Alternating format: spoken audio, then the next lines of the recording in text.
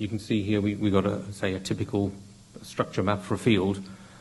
That gross rock volume, together with the other geological inputs, has been turned into a probability distribution representing the uncertainty in the recoverable volumes. And on this particular case, we're showing that the minimum volume we expect to produce is 20 million barrels up to a maximum of about 400.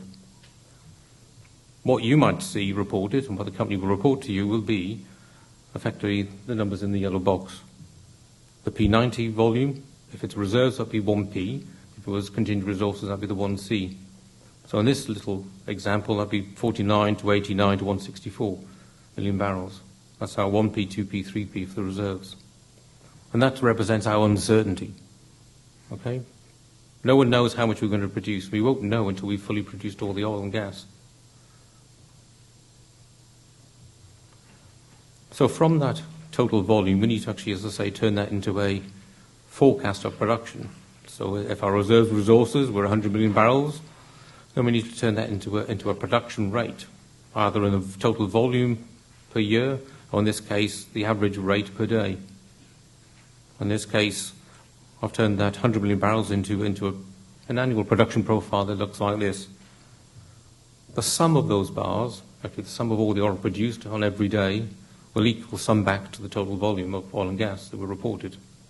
So as each year as we move through that production, the life of that field, we will produce each year the volume, and the total volume to be yet to be recovered will decrease by the production that was in the previous year. So that's, in a sense, one of the easier parts of the equation. If we're dealing with risks, and this is again is just a quick repeat of a slide I showed the previous time, and what we're representing here is a typical prospective resource, something that's yet to be discovered. And the first thing we need to do is assess its chance of discovery. In this little example, I've just assigned 10% of that. That's just for illustration purposes. So that means that there's a 10% chance of discovery, which by default means there's a 90% chance of failure. In other words, of finding absolutely nothing. Even if we found it, then there is still a small chance so that it won't be developed. So the chance of development in this illustration is 80%. And if we've both discovered it and we've been lucky enough to develop it, then the little diagram at the top is just a repeat of that volume slide I showed earlier. So that's what we would expect to produce.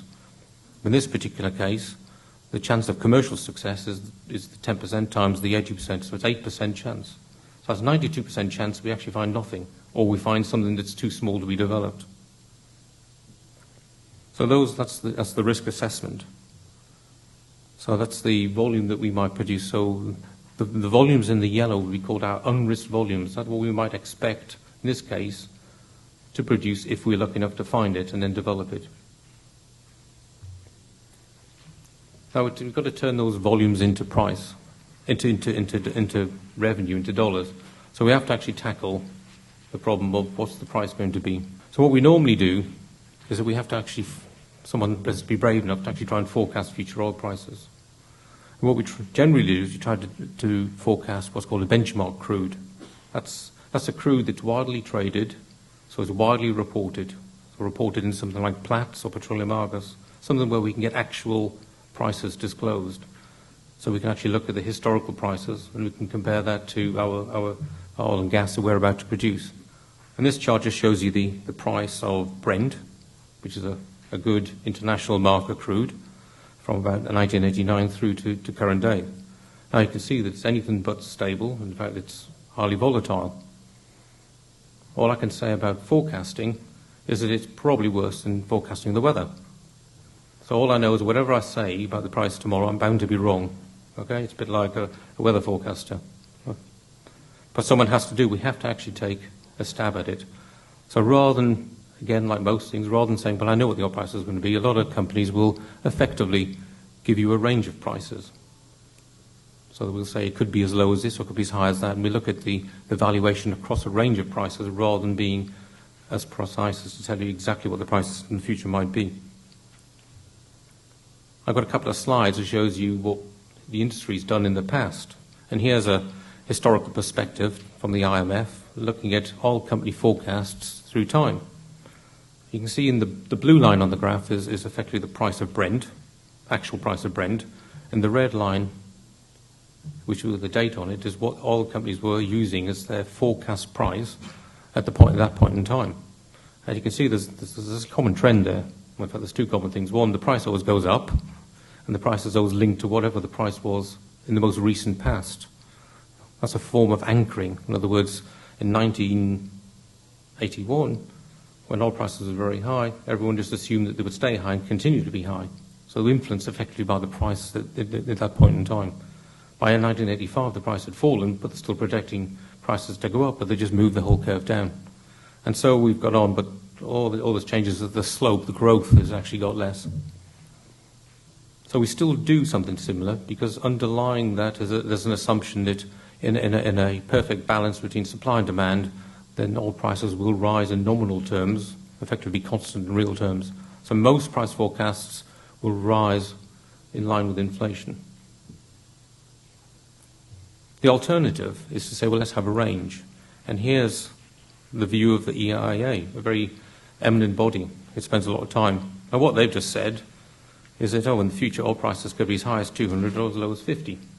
Well, to be honest, that's actually no use to me whatsoever. I mean, I might as well say that tomorrow it might rain, it might snow, and it might be sunny. It doesn't help at all. The only thing they've done is that they will be right, because it's bound to be within that range. I say bound, there's obviously a small chance it might be outside it, but 90% of the time they're going to be in that range.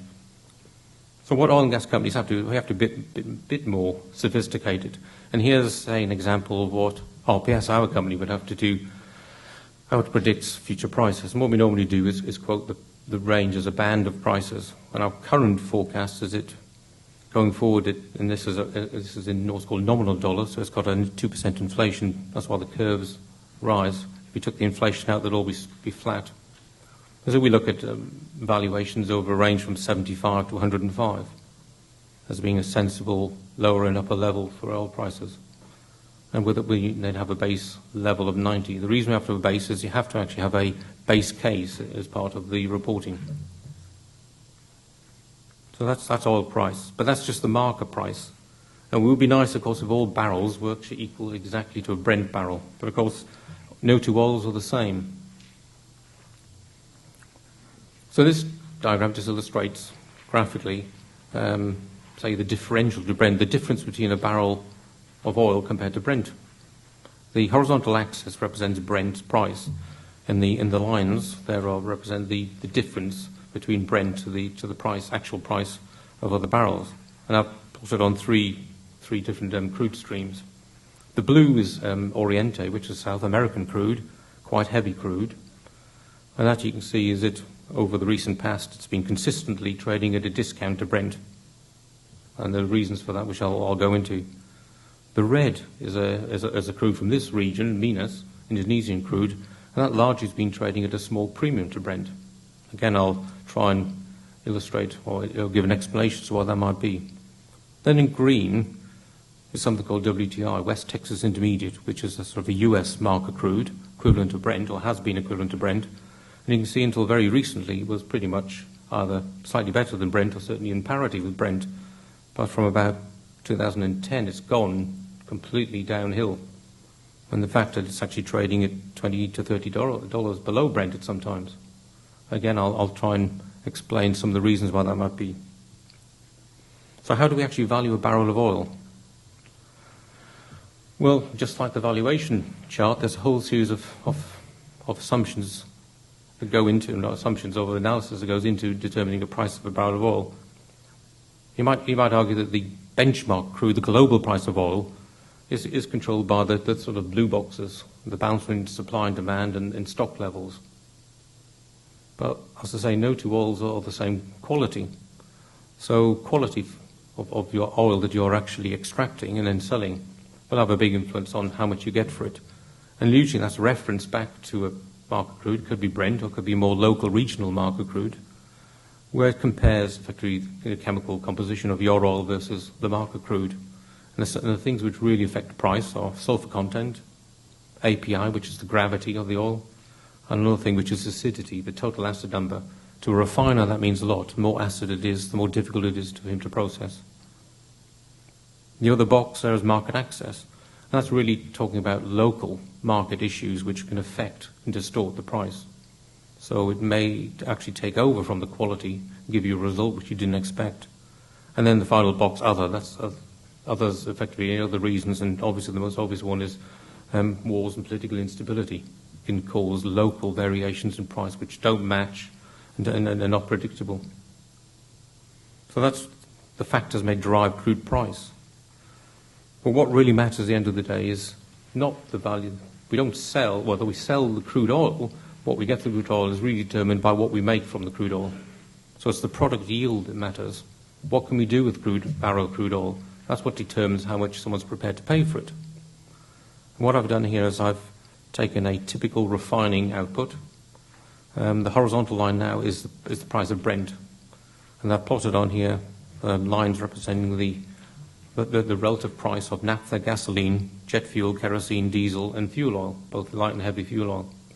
And you can see that the naphtha, gasoline, jet fuel, diesel trades at about $1.30, $1.40 above a barrel of crude oil, whereas the fuel oils are effectively trading at a discount to fuel oil. So it goes without saying that if I've got a crude oil, the more naphtha, gasoline, jet fuel, or kerosene and diesel I can produce relative to fuel oil, I will produce all of these, by and large, the more of those high-value products I can generate, then the more the refiner is going to pay for my barrel of crude. You ought to notice, actually, the margins, how tight they are.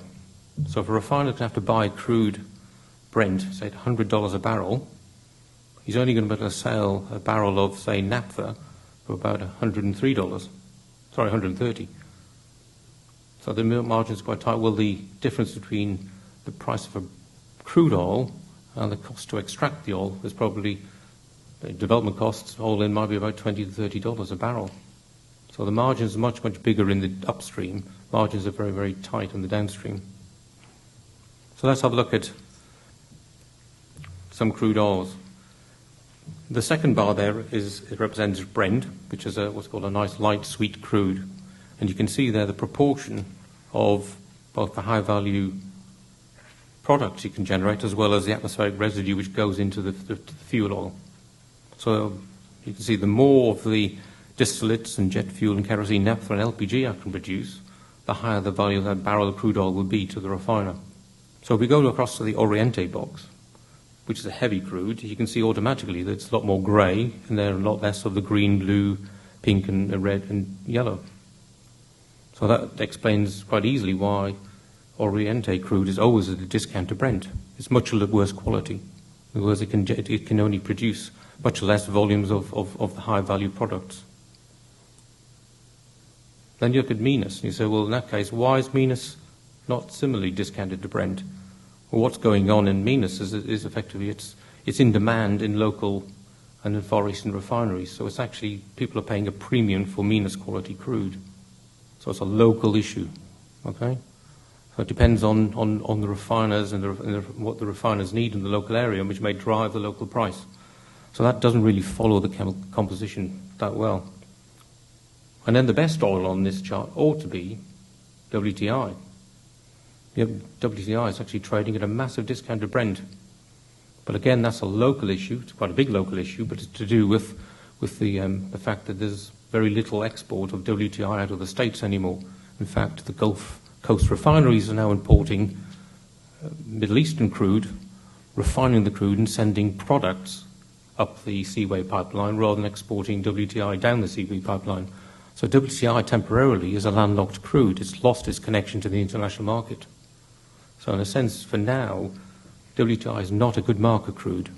So if you were pricing a local oil, I would never use WTI. I would use Brent or some other crude stream.